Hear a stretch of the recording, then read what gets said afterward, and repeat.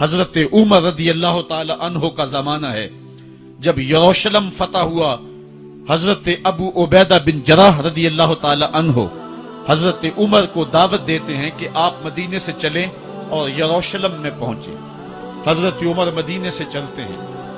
کتنا بڑا قافلہ لے کر کے, کتنا پروٹوکول ہے. حضرت عمر اکیلے اور ساتھ ایک غلام اور اونٹ بھی ایک, باری باری سوار ہوتے ہیں. کبھی غلام سوار ہوتا ہے, کبھی عمر سوار ہوتے ہیں. حکمران تو وہ تھے لوگوں کی دہلیز پہ امن دینے والے, لوگوں کی چوکھٹ پہ جو ہیں وہ نور بانٹنے والے. آج کے حکمرانوں نے تمہیں رمضان المبارک کے اندر لوڈ شیڈنگ کا پیکج دیا ہے اور آج بچے بھی تڑپ رہے ہیں اور جوان بھی سسک رہے ہیں, اور ماہ سیام میں جن اذیتوں میں قوم کو مبتلا کر دیا ہے وہ کسی سے مخفی نہیں ہے. اور تمہیں میں حضرت عمر کی کہانی سناؤں. حضرت عمر جن کو تخت حکومت پہ بیٹھتے تھے اور ان کا تخت کو سونے زبرجد کا نہیں تھا, مسجد نبوی کی چٹائی تھی, اور سارا دن وہاں بیٹھ کے لوگوں کی باتیں سنتے. اور جب رات کے اندھیرے گہرے ہوتے عمر بھیس بدل کے مدینے کی گلیوں کا گشت کرتے.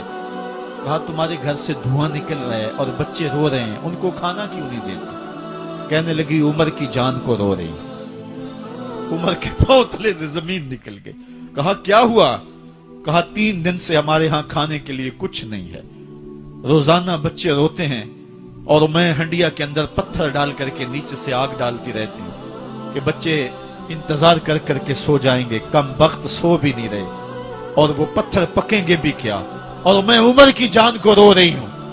حضرت عمر کا کلیجہ دہلنے لگا.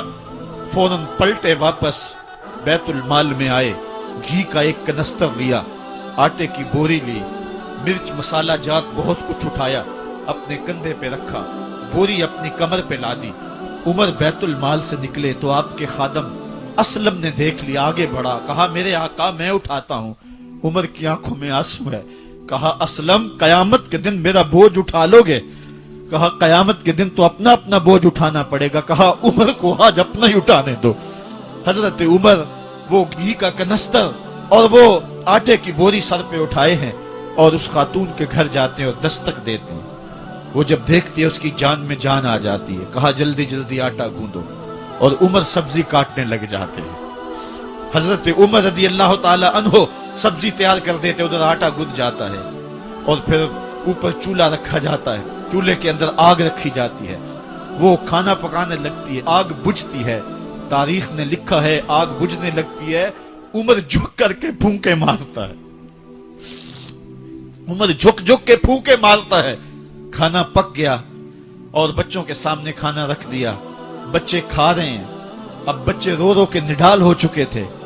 حضرت عمر اپنے ہاتھوں کو اور اپنے گھٹنوں کو اور اپنے پاؤں کو زمین پہ لگا کے, جس طرح بکری کا بچہ چلتا ہے, ویڑے کے اندر کبھی ادھر چلتے ہیں کبھی ادھر چلتے ہیں, تاکہ بچے مجھے دیکھ کے خوش ہوں اور دل میں کہتے عمر جتنا رلایا ہے اب اتنا ہنسانا بھی پڑے گا. تو کبھی عمر امیر المومنین, یہ میں کسی آج کے جو ہے وہ لوگوں کے ووٹوں پہ منتخب ہونے والے حکمران کی کہانی نہیں سنا رہا, میں اس عمر کی کہانی سنا رہا ہوں جو 23 لاکھ مربع میل کا حکمران ہے, آدھی دنیا کا بادشاہ ہے. حضرت عمر جو ہے جس طرح بکری کا بچہ چلتا ہے اس طرح اپنے ہاتھ اور اپنے گھٹنے زمین پہ ٹیک کر کے جو ہے وہ اس طرح چلتے ہیں. بچے عمر کو دیکھ کے مسکراتے ہیں. جب بچے مسکرانے لگے تو حضرت عمر نے اس خاتون سے کہا بڑھیا عمر کو معاف کر دے. اس نے کہا تو اتنی ہمدردی کیوں کرتا ہے؟ کہا عمر بیچارہ بڑا پھنسا ہوا ہے, فکر ہے اس کو یرموک و فسطاط و حلوان کی, جب فتح ہے مصر تو تیاری ہے ایران کی. آتے جاتے وفد سے ملاقات بھی کرتا ہوگا, آتے جاتے وفد سے ملاقات بھی کرتا ہوگا, اور شب کو معلوم حالات بھی کرتا ہوگا. کانٹوں میں الجھی ہوئی بیچارے کی جان ہے, نیند اس کو بھی آتی ہے, آخر وہ انسان ہے. میری بہن عمر کو معاف کر دے. اس نے کہا نانا عمر کی بات میرے سامنے نہ کر, قیامت کا دن ہوگا, عمر کا گریبان ہوگا اور میرا ہاتھ ہوگا. جب اس نے یہ بات کہی تو عمر برداشت نہ کر سکے, بچوں کی طرح بلک بلک کے رونے لگے. کہا وہ بد نصیب عمر تیرے سامنے ہے, آج ہی کہلا جو کہنا ہے, قیامت کے دن مجھے معاف رکھنا. اس نے کہا تو عمر ہے؟ کہا بد نصیب عمر تیرے سامنے کھڑا ہوں۔ میرے عمر کہتے ہیں اگر دجلہ کے کنارے ایک بکری کا بچہ بھی پیاسا مر گیا اس کا حساب بھی عمر سے لیا جائے گا۔ اللہ اکبر۔ میں اس حضرت عمر کی کہانی سنانے لگا تھا۔ حضرت عمر نکلے یروشلم میں، ایک اونٹ ہے، ایک غلام ہے، کبھی وہ سوار ہوتا ہے، کبھی آپ باری مقرر کی ہے۔ جب قریب پہنچے یروشلم کے تو عمر کی باری نکیل پکڑنے کی اور غلام کی باری اوپر سوار ہونے کی آ گئی۔ غلام نے کہا آقا میں مرضی سے اپنی باری چھوڑتا ہوں، آپ آ جائیں، دشمنوں کے مفتوحہ علاقے میں آ رہے ہیں، تازہ تازہ علاقہ فتح ہوا ہے، اسلام کی شان و شوکت ظاہر ہو۔ عمر نے کہا اسلام کی شان و شوکت ایسے ظاہر نہیں ہوتی ہے، اپنی باری پہ تم بیٹھو گے، اپنی باری پہ میں بیٹھوں گا۔ لوگ منتظر کھڑے ہیں۔ دور سے جب دیکھا کہا اس کی ہیبت سے کانپتے تھے ہم، یہ تو کوئی حبشی لگتا ہے، رنگ کالا ہے، ہونٹ موٹے ہیں، اس سے تو زیادہ حسین اس کا غلام ہے جو آگے آگے چل رہا ہے۔ حضرت ابو عبیدہ نے کہا دھوکہ کھا رہے ہو، ہمارا آقا وہ نہیں ہے جو اونٹنی کے اوپر سوار ہے، ہمارا آقا وہ ہے جو لگام تھامے آگے آگے چل رہا ہے۔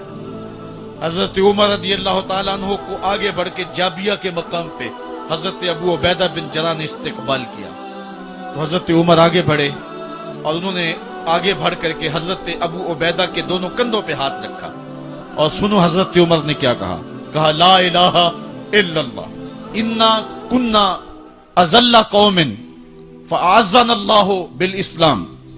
کہا کہ لا الہ الا اللہ، اے ابو عبیدہ بن جراح، ہم ایک ذلیل قوم تھے اور اللہ نے ہمیں اسلام کی وجہ سے عزت عطا کی ہے، اور میں